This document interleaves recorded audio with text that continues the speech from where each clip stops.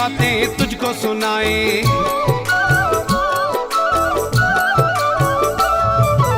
आंखों की पलकों पे तुझको बिठाए, दिल की बातें तुझको सुनाए। सामने आके बैठो जाना, सुन लो दर्द हमारे।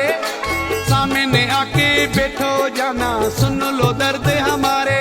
हम सिंध में रहने वाले सिंधी मेहमान नवाज हैं सारे। हम सिंध में रहने वाले सिंधी मेहमान नवाज हैं सारे।